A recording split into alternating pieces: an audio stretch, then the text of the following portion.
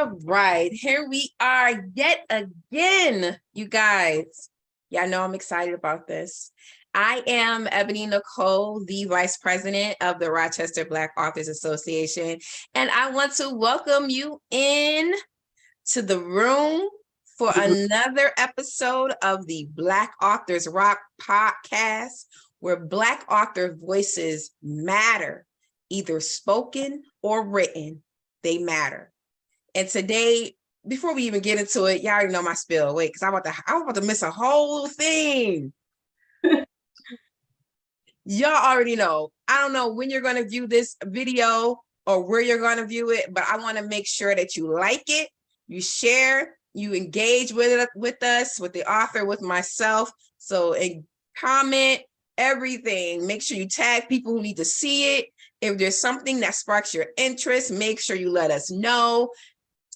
Either it's on YouTube, Facebook, Instagram, or Spotify. Make sure you like, share, comment, because we want to know that you're out there and that you're watching and you're listening to this podcast. So thank you very much in advance for being a part of our tribe. Now, as always, y'all already know what's coming up. The 7th annual Rochester Black Authors Expo. Hey! Your girl is so excited. We are coming back on June 3rd of this year. And we anticipate having some amazing authors, as always, and some fantastic readers, as always, and a couple of people that's going to cater some food. Because y'all don't understand, that'd be a long day and your girl be hungry. Okay, so we got a couple of people that are interested in catering for us. And that way, whatever you're doing that day, if you come or when you do come and you get hungry, then you can grab something to eat. So with that all said and done it out of the way, because I must say a lot of stuff, or I'm the vice president. I am a part of the board, and I don't want them girls coming at me. I don't need nobody coming for me. So I'm gonna introduce you guys. Well, I'm gonna let her introduce herself. We have author Ruth with us today. Tell us about yourself and where you're from. Hello, hi guys. My name is Ruth Fleury, the author of Hyper Kids So They Say. And I hope you're well and keeping it positive, guys. Happy Friday. Happy Friday. So I saw your book. You showed that to me. I thought it was just so freaking cute. Tell us about your book. Thank you. So this is the board book version of Hyper Kids So They Say. We also have a paperback and hardcover. But this book is the main character. His name is Rio. I'll put it a little closer. Hey, oh, isn't he cute? No. But his name is, and he has a lot of energy, right? And anyone that knows children, niece, nephews, neighbors, kids, babysat, whatever it is, around children, right? Mm-hmm. Around. They like to move around. So a lot of time when people see this book, they think that is only for ADHD. But really not. I feel like it's just for all children that can relate to this. Mm-hmm. And I just want to also tell some people refrain from the labeling. It's not the label, because all our children, or most children, are very energetic. They just need to naturally just have a lot of energy that needs to be. Absolutely. They have a lot of energy, and then at the end of the night, they crash. Or sometimes if you, as a parent, if we don't allow them, well, I can't say we, although I am a parent, but I am an auntie of, I think, 13 or 14 kids. Some are older now, they have their own children, but they're still my babies. Yeah. So, but I noticed that when they were younger, like if we didn't, or their moms or dads didn't let them get that energy out, then they were up all night bouncing off the walls. So you get something, take them to the park. I've learned. So when I have children, let's go to the park. You got to get all this out. Hey, that's right. Because I'm gonna need you to crash soon.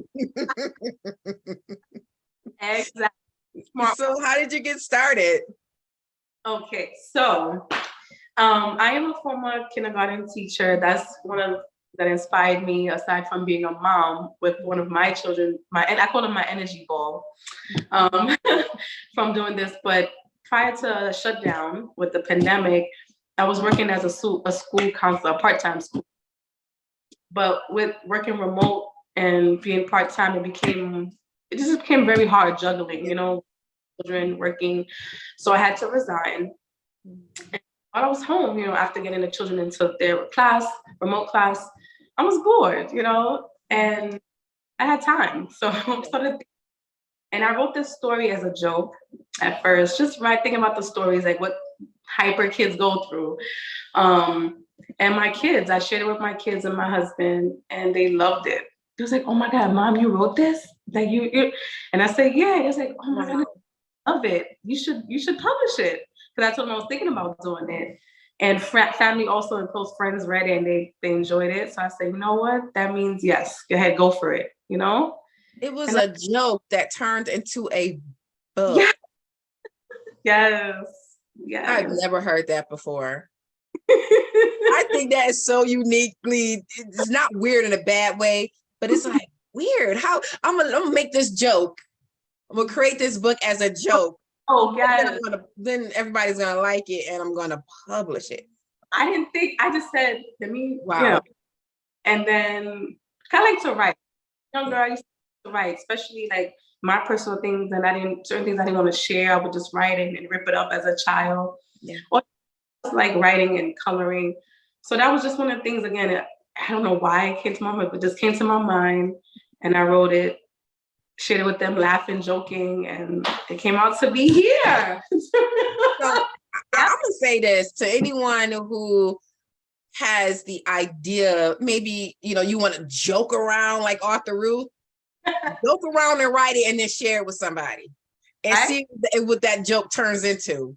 Now, if that joke turns into, I like this, you should publish this, then you need to find you a coach and a publisher and get it done, because that joke might have turned into some coins for you. Right?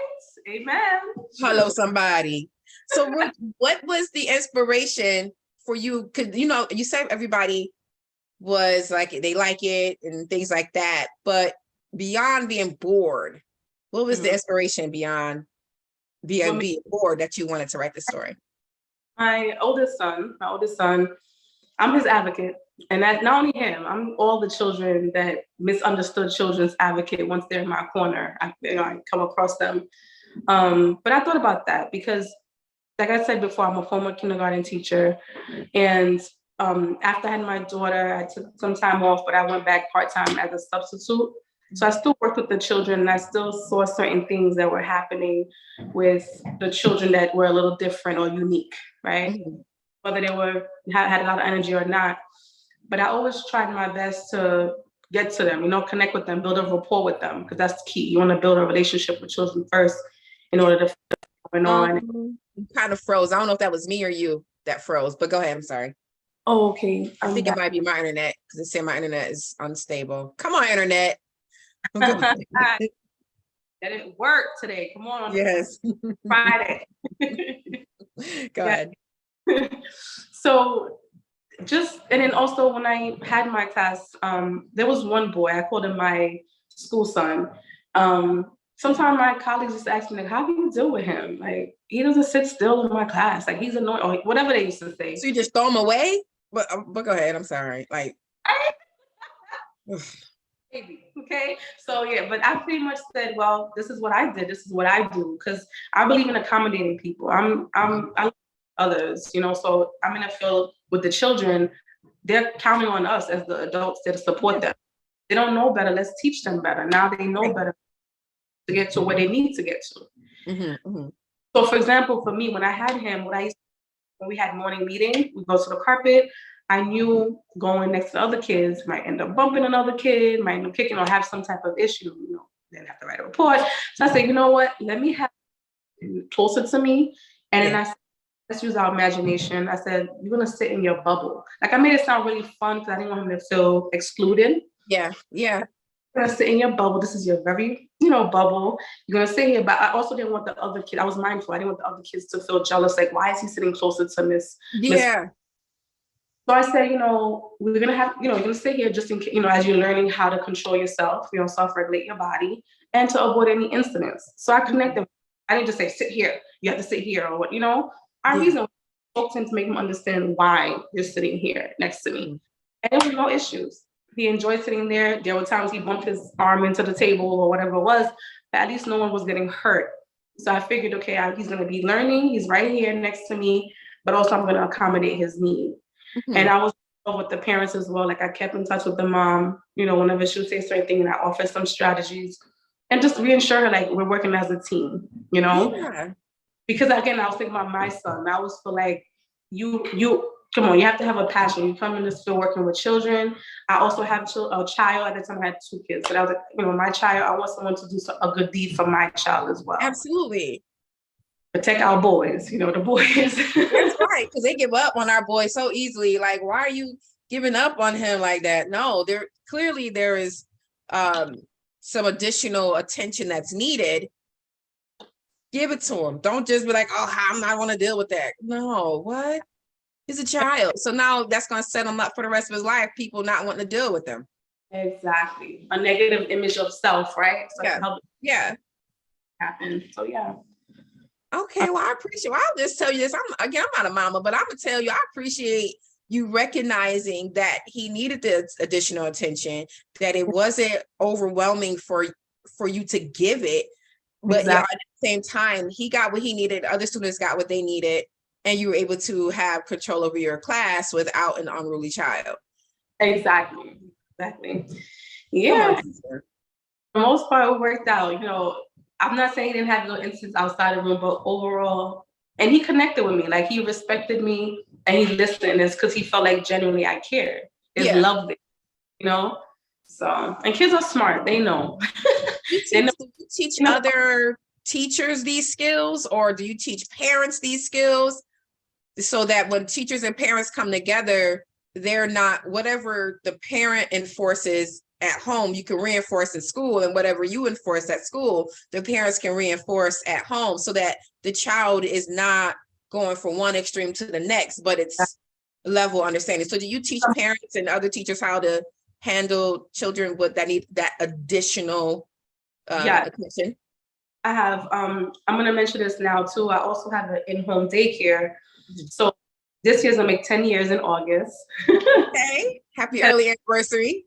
Thank you.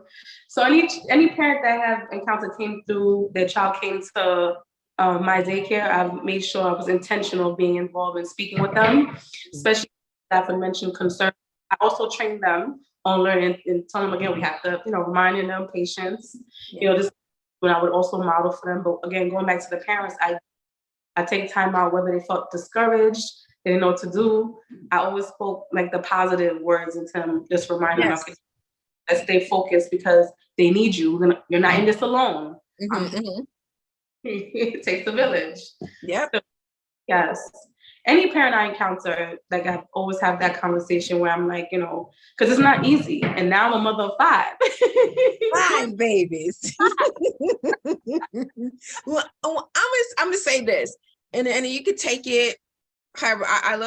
I'm just an entrepreneur in me coming out, right? So because you have skill, you have narrowed down this skill, I would say. If I were you, I would write a book, create a course, do a group coaching program, do a do it yourself program, a one-on-one program, a group coaching program to teach other parents and or teachers what you know. Because that might take some time for you to develop, but I would say I would encourage you to take this year and map it all out, gather everything you need, put it in ebooks if you want, because you've done this before, so you already know how to create either an ebook if it's going to be online, of course, do ebooks. If you want to, you can do physical books that you ship out to people that's going to take your course, however you choose to do it. But I would say take this year to put that program together, and then next year send it out there, because you can even pitch it to schools. Yes. And tell them like, we don't want to throw away my mentor, she says, you throw away the bathwater, not the baby. Exactly. So you don't want to throw away, or you pour out the bathwater, but not the baby. Exactly. So you don't want to have teachers feeling like, okay, let me put this one in the corner while I focus on these other ones. Well, this child still needs an education. Yeah. You just need more patience and know-how in handling this particular kid. So I would say, yeah, definitely put that together, because Thank you. I will. Thank you so you're much. welcome. And when you pitch it to school districts, I want to do less for 10,000. That's right. Okay. All right. No less than 10. That'll Let be anything less than 10 would be an insult to you. Yeah. Thank you. You're Let me welcome. with the teachers, because again, it's not easy. I get it. It's one person. Like, for example, in the kindergarten class that I had, it was only me and 25 students, right? Oh, wow. They didn't beat you up? They didn't try to jump you or nothing? Hugs all day. Hug. I love you, Miss Fleury. Yeah. You know, they're very sweet when they're little. But they love me, and that's because of genuinely just coming in. They felt the energy, and that's really important with our babies, you know. But I would say most of the parents as well. Like, a lot of times, there's a lack of parental involvement as well, and I get it. So you have to work, you got to pay the bills. I get it, but at one point we have to say our child come first, you know? Absolutely. Prioritize. Exactly. And if you require that few minutes to talk to the teacher to find out what's going on and how you could get involved with your child, you need to do that. You need to. Absolutely. I know it's a little bit off real quick, but I want to mention something. I don't know if you saw on social media. It's an older child, high school child. And the mom was saying that the school failed him. I think he's 17. And he doesn't have like much credits, but then it's like he has to repeat while going back to ninth grade, something like that. But you should look into it. I'm just thinking, and then I was reading the comments underneath, and it's true. Again, like I was saying, parents, we still have to hold ourselves accountable too. Absolutely.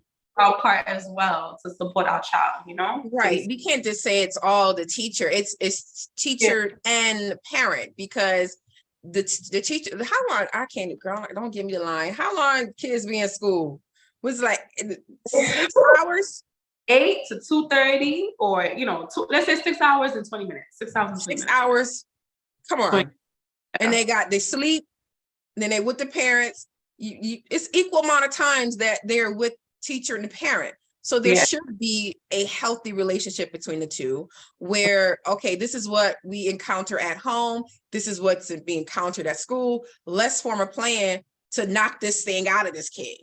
Not in a bad way, but we got to figure out, because I didn't say that because I don't want nobody to be like, what you mean knock it out of them? Oh, that'd be kidding. No, literally knock it, not literally knock them out. No, but knock out whatever, just like we say, knock out a cold. Whatever it is in them that needs nurturing, let's be on one accord and get it done. And so I like how you said the parents have to be accountable as well, because it's not the parents that the school didn't fail your child alone. You did too. Because as a parent, I'm quite sure you saw those report cards. Right? In the report cards, there are comments. Yes. That says, Junior needs help with this. Junior is a distraction. Junior is doing this. Junior is behind. Junior this, da, da, da, da. You made no attempt to intervene. How is it everybody else's fault? You have to be accountable. This is your 17-year-old son that's about to go out into the world unprepared. And you need to be accountable for that as well. So, oh, child, side note, accountability is like kryptonite to people. They like, wait a minute, what is that? Get that away from me, accountability. Oh no, accountability. I would say this for me personally, accountability has been the best thing I've ever done and ever accepted. Because I'm like, oh, you know what? That was my fault. Ooh. Yeah, I made changes. Yes, you make changes and you grow. So what are some things, I would say, since becoming a published author, what are some rewards to becoming such? I would say for me, all for me, I love the children, but just seeing the children, the face like light up when they see the book and then they're reading and they feel connected, or just getting feedback from parents as well when they read the book with their child and they said that's me, or I understand, oh, I like that, just being able to connect with the story. And that's one of the things that I feel like we lack in some of the books, and why some of our children they shy away from reading is because they don't feel connected with it. Yeah. But if we real life stories, or who else, even if they didn't necessarily go it personally, but they saw someone else go through it, they could have a better, stronger connection and more in tune, engaged in the story in reading. Yeah, so they can see themselves and they understand from their level, from their level of understanding. They can say, oh, I see why he did that. I see why she did that. I get it. Oh, that's funny. Or that's sad that happened to this character or to this kid. That brings them to a place where they'll be able to use their imagination. And depending on the lessons that they are learning in the book, what they learn, they can later exhibit. Exactly. So, yeah, I think that's awesome. So you do have your book there. So if you would like, one will hear you read 2 pages. I know it was like, and I'm telling you, the board book, I'm just like so jealous. I told you I had a potential client. We were looking into it. She was researching, I was researching, and we found the base $6,000. And so we're both like, I'm like, well, sis, it's your coins. If you want to invest it, then I'm all for you. Y'all, you already know what my fee's gonna be, but that printing $6,000, I don't, because if you do 6,000, you got to charge like $40 for a book before you even, you want to see a return on your investment. Oh yeah, that's wow. Wow, oh my goodness. yes. But I did also have a coloring book to go with it. This is called Moving Real. Okay. So I didn't make it just for them to color, because I want to make sure that they're exposed to sight words and they're reading. Yep. Also had a sentence here. I have the sentences on the right hand side. Hold on. So like for example, right here, I like to run. Aww, look at that. They're reading still and coloring. Okay. I read with a friend. I'm sorry, I said read. I run. Right here.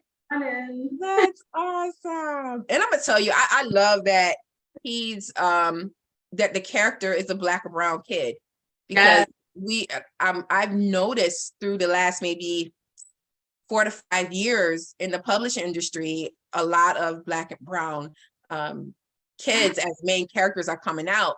The sad part, they're not written by Black people. A lot of them are not written by Black people. So it's still like, it's great, but we need to put our kids' stories out. We need to do that. We need to do that. Brilliant. Yeah. And this is, so you said you would like me to read a few pages, right? Yes, absolutely. Okay. So hybrid kids, so they say. This is the cover. And this is the title page with him on his bike. Look at that. Listen, I don't know. Can y'all see? I know y'all can see this, but this book is awesome. Okay. I am low-key jealous right now. All right, let me show you. Let's show the paperback. No, let's do the hard book. We see paperback all the time. Let's see the board one, the board book. Don't mind my jealousy. Right. I love it. It's a good. When I'm jealous of authors like this, it's a good thing, because I'm like, I got to figure out how to do it, because what you're not gonna do is not have me do this. So let me figure out how to do it too. Yes, go ahead, girl. It's okay. So hi, my name is Rio.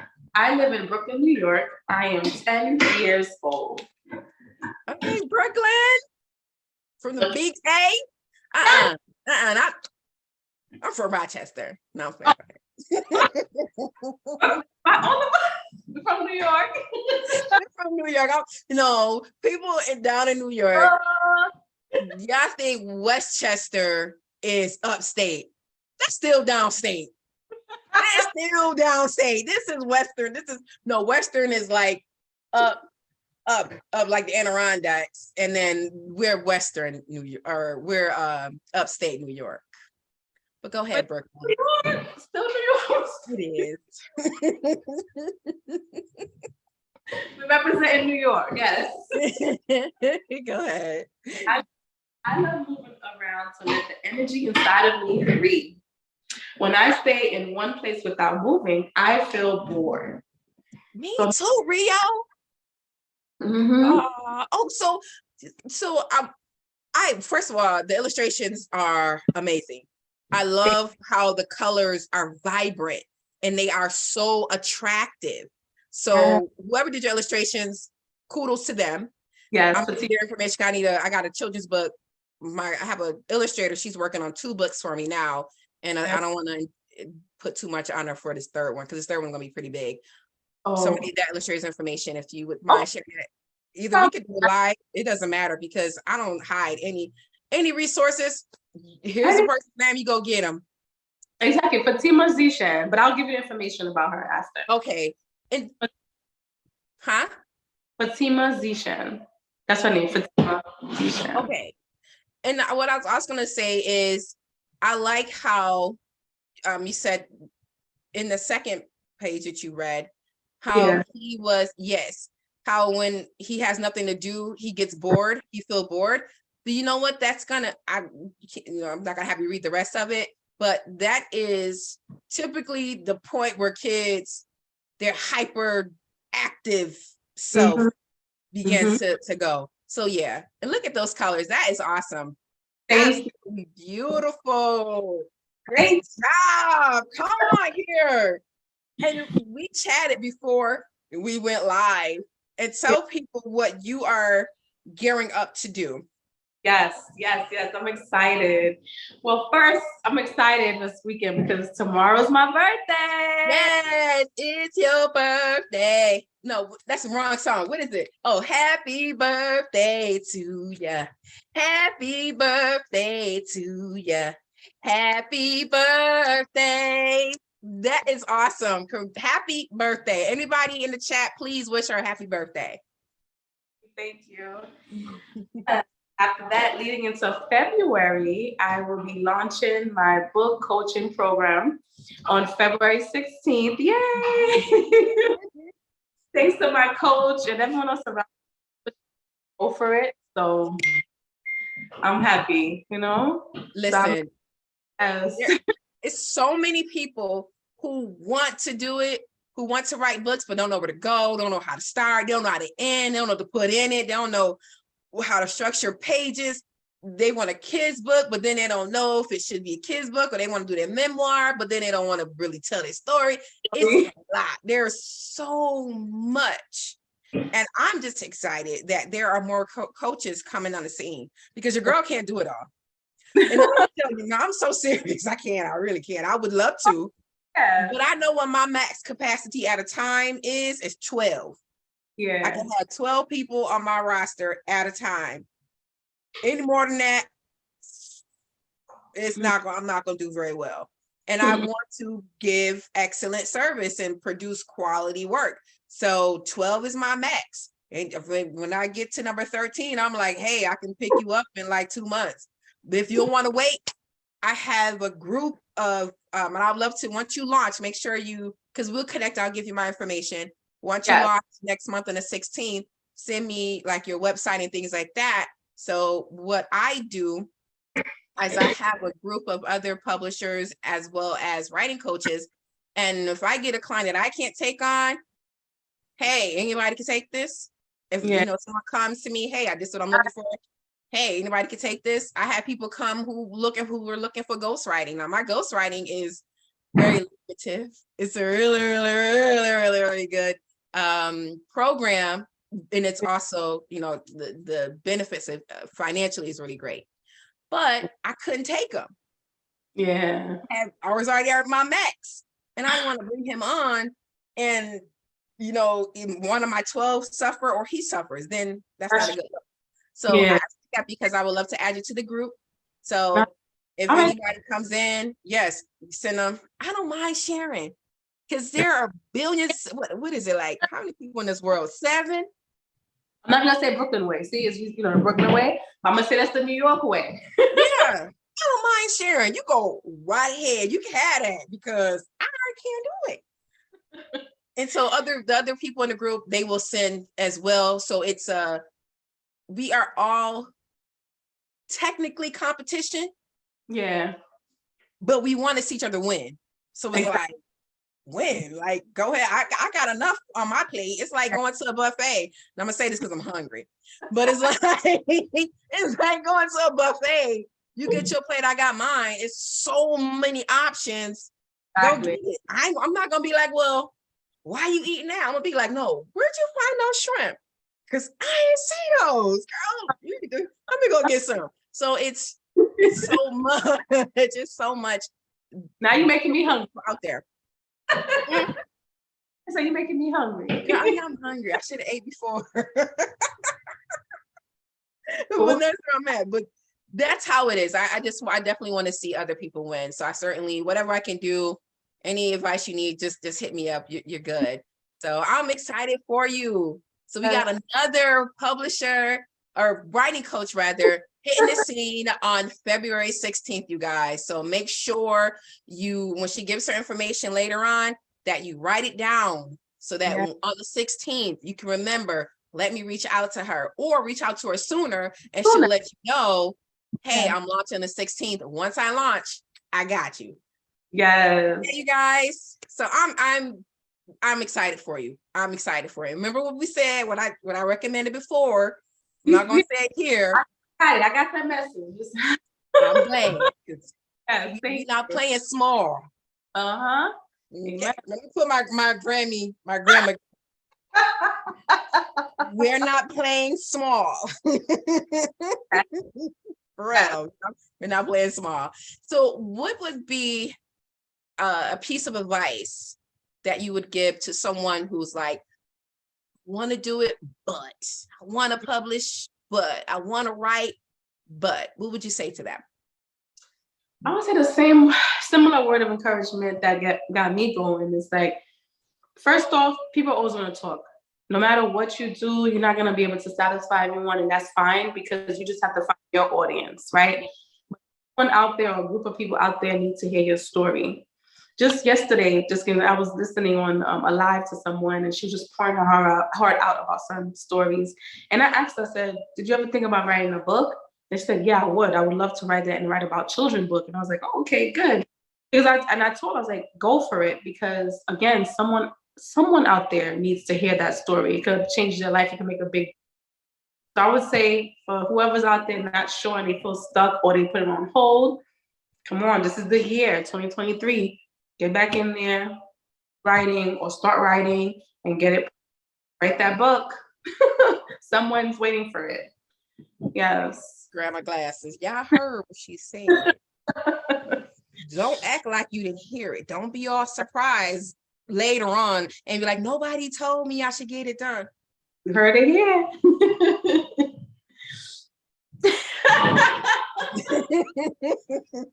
I love it. Yes. You encourage my foolishness, and so I'm just gonna keep going with it. Don't encourage it.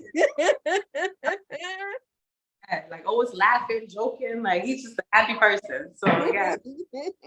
But I want you to so we got a few more minutes here. So tell people not only you're launching the new business and at some point you're going to be putting together this fantastic $10,000 plus program to launch in like a year or so. Yes. How can people stay up to date with what you're doing? Yes. Okay. So social handles. I'm on Facebook, but I'm more active on IG, Instagram. My the handle is SOT _publishing. I'm also TikTok, and you're on TikTok. I'm gonna start dancing guys soon. But you can't wrap this big old head around TikTok. I just can't. I struggle. I'm like, I want to dance for y'all. Like, this is what y'all want? Let's start dancing together.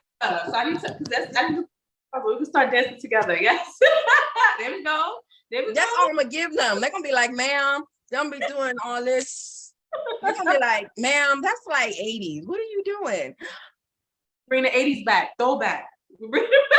I'm gonna have to, because go ahead. Because TikTok, every time I hear it, I'll be like, yeah, no, I'm not ticking or talking. Actually, the last time I used to tick was when I used to dance, but from dancehall music. TikTok. Yeah. Hey, see, no, you want to take me back. This is what I'm talking about. Ruth, we can't be doing this on live. On TikTok, I'm waiting. SOT_publishing. I'll see what I can do. I make no promises. I'll see what I could do about joining TikTok. Because I know you're coming. I'll be patient. I'm just now getting into my friend Katira Poland. She is she's an editor, and she is just all around fantastic. And she has a handle on LinkedIn. Okay. So I'm like, girl, I need you to, spruce up my LinkedIn for me. So she's going to take care of that for me. I went to a summit on Wednesday. Tuesday. I went to a summit, and all these other business owners, I'm talking to them, passing out business cards, collecting business cards, making connections that matter. And today I emailed quite a few of them just to, let them, hey, this is me, don't forget. But a few people, more than what I would care to have asked, are you on LinkedIn? What's your LinkedIn profile? I need to get on. See, we both need to be accountable. This is where the accountability comes in. I'm gonna check in on you. Gonna check in on. We're gonna make sure. Give me like 2 weeks. Me too. Thank you. 2 weeks, yeah. 2 weeks. Give me 2 weeks to get on TikTok. I'm gonna see. I know one lady mentioned. I was talking to this one lady at the summit, and she mentioned book talk, book talk, something like that, where it's a hashtag on there, and it's people, they're doing story time and giving writing advice and all this other stuff. So I can be in that arena, but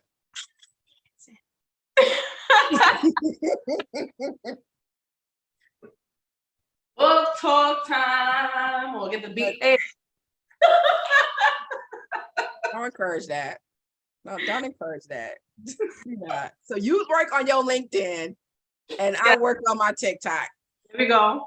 It might be some baby steps. I might have like create the actual profile and upload one thing. That's what I'm gonna challenge myself to do. Okay. In the next 2 weeks. Once a week, or every 2, okay, twice a month at least to start with. Sure. I guess. But you know what? I might have to hire my nieces or something. Like, hey, you guys get on here and see you creating jobs. Look at that. Come on, girl. Add it to the economy. Instead of come asking auntie, for free for nothing, you ain't gonna work for it. the free for nothing, be serious. I get Cash App requests. I can't get a call and say, hi, auntie, how you doing? Nothing, just a Cash App request. Wow. I'm like, this is so disrespectful. Like, decline, call me, send a text message, call me and ask me for money. Now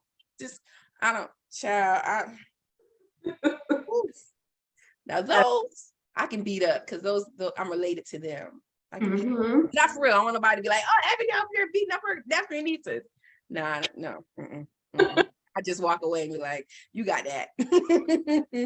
Yes. So we know how to find you on social media. We know what you have coming up. Is there anything else you want to share with us before we head out?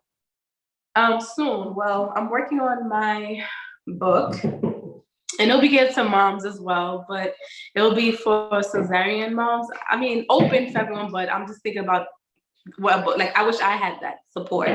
I did have 5 C-sections, and I'm not glorifying to say go do it. No. Yeah. Just saying that was my experience, and the first one was really hard, as a first-time mom.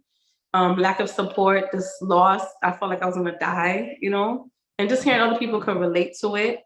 So I feel like we need that. There's no book out there, and I'm like, especially for us, population, our culture as well. Wait, so you're going to put together a book that is talking about cesarean birth? That's why I'm still brainstorming how to go about it, because I do want to share a little bit about my experience to hopefully impact someone else, whether a first-time mom that went through it or moms who are pregnant now, not sure, just to know out for questions to ask. So it's in the making. I'm still figuring out which route to go. So I'll give you this tip. Do it how you want to tell your story. So you can say how, talk about how your doctor, so for instance, you can talk about how your doctor said that this is the option for you and how that came about. Talk about any emotions that came with hearing this, because sometimes it may be different from your original birthing plan. So how, right, tips on how to shift from what you want to do to what you need to do, and then give some tips on a few, I don't know how many, maybe like 5 tips on questions, like you said, questions to ask, maybe entering some type of journaling things in there as well, some journal pages, so that they can share how they're feeling as well, or maybe make a completely different journal book for that journey. Yeah. And one thing I want to add also, because I've been through, I saw some people put that on social media as well, but just people that didn't know, like they felt that cesarean mothers are less than, like, because you didn't actually. Yeah, there's some people that feel like that. They're like, oh, you're not a real mother, or you're not. Yeah, some people do, which is wrong, But excuse me, I have a uterus, and there was a baby in my womb, and it doesn't matter how the child got here. Exactly. I am a mother. Oh, I wish, not that I wish. Yeah. But I wish somebody would. You heard that expression in another term, right? I wish somebody would try to tell me I'm not a mother because I had a cesarean. You okay? Play with me if you want to. I love Jesus, but I could turn into Peter real quick, and try me. Try me. Jesus, I am still a work in progress. Jesus still like, that's my daughter. I'm still working on her. She still got a little hood in her. She all right though. But he know. But that is so disrespectful. That is disrespectful. So I'm glad that you're going to do that book. It's those areas that are more like taboo. Yeah. That need to be told. Yeah. Yeah. It's those areas where moms can feel like I'm alone, but when someone else shows them they're not, that gives them comfort. And then providing tips and strategies and giving them a safe space to journal their thoughts, they need it. Exactly. So absolutely. And yes, please, when you write that and you get it out, let me know, because I have friends who have had cesareans. And so, yes, and we'll share that on our social media as well. So thank you. Yes, that's awesome. So in the comments, if anybody know, if you are a mom and you had the cesarean, girl, you a mama. That little person calls you mama. That little person falls. Mom. Exactly. They hungry, mom. Yeah. Night. I'm sick. You sick because you don't want to go to bed, right? But you are a mama. Major surgeries you go through, like it's no joke, Right. And that's my friend. I know we're still chatting, but my friend, her daughter is 6, and she said for the first 2 hours, because she was so drugged up, she couldn't see her baby. I couldn't imagine, because soon as give me my little human. I can't hold my baby. We're about to fight. When you say that, you remind me of the first experience, because I didn't see I don't know how long, because I came out shivering. Like I was just shit. My mother reminded me about that the other day. She was like, oh my God, I was so concerned. You just kept shivering, would not stop. We had to get her more warm things. Come, she's shivering. And I was like, okay. I'm like, all right. Why Just was maybe. that? Hmm? Why were you shivering? Maybe because of the first time, the surgery, the impact, maybe. Wow. Yeah. And then, the hospitals are cold. Well, I've been to hospital before. I had surgery before. I don't shivering like that bad. Oh, come on now. Yeah. I don't want to go too much, but listen, it was bad because, like, first of all, no one was able to go with me into the operating room. So that I was terrified. Yeah, that house. I'm not gonna say the hospital, but I was terrified and scared because I'm like, a bunch of strangers, what's going on? And they started the process and the epidural didn't kick in yet, and I felt it. So I felt it and I was like, I feel it. I started screaming, I feel it, stop. I was like, I'm telling you. Then at one point, I guess because I was just scared and anxious, it was like, I was like, I can't breathe. The thing actually was in my nose, but I was just like, I can't breathe. I really thought that was it. Like I started really feeling really bad. It was really bad. The first. No, me again, I'm not a mama, but listening to you, that sounds traumatizing. Yeah, it was. Yeah, and I said I didn't want to have any more because they scare you too. They was like, okay, cesarean, you had that. Like I said, people had all the type of thoughts, opinions, but they said pretty much is like three. If only you can have only three hands, and that's it. You can't have any more. So I started thinking like, I don't know if I want any more because this was a horrible experience. Yeah. I was like, I don't know. And then the second time was horrible. Again, why? Because I was trying to go for VBAC. I don't know if you know about VBAC, vaginal C-section, vaginal VBAC. I don't know. I never heard of that before. Feedback, yeah. And the doctor, it was hard to find a doctor because a lot of them, they're against that. They stick to like, if you have C-section, once you have C-section, you're going to always have a cesarean, basically. Wow. But I'm blessed, not lucky, blessed to find someone that did support it, as I am. But when we got to the final point, I couldn't, for other reasons, like I just couldn't, I won't go into another, but like I said, I just ended up having another one. I had to research because I was like, I really wanted to, and as I started saying, like, I don't want to have a C-section again. And that's when I started to learn about that. But then it's really difficult to find physicians that are okay, like they don't want to. They don't want to. So you got to give tips on that and how to handle it, the mental aspect of it, and any traumas that could come from it, or those who already went through it, what traumas that have they experienced. So exactly. Yeah. I can see a book and a journal with that. Yeah. Yeah, that would be a great combination. Write it down. You absolutely. I love writing. I'm telling you that. So that's a great idea. Yeah, absolutely. Well, author Ruth, we could chat because this is what we do as authors. Our words matter, whether spoken or written, they matter. And that is the point of the Black Authors Rock podcast, where Black authors' voices matter, written or spoken. If you heard what she has written and you heard her speak about what she's doing now and what is to come. So, author Ruth, we are excited to have met you, and we look forward to what is coming. Definitely when everything is ready for the 16th, let me know so I can get you in my network. So any works come my way that I can't, girl, here you go. Anybody want this? Open arms. Don't mind sharing. Definitely want to support you in that. And everything that you're doing. So very proud to have met you. Thank you for having me. Thank you. You are very, very welcome.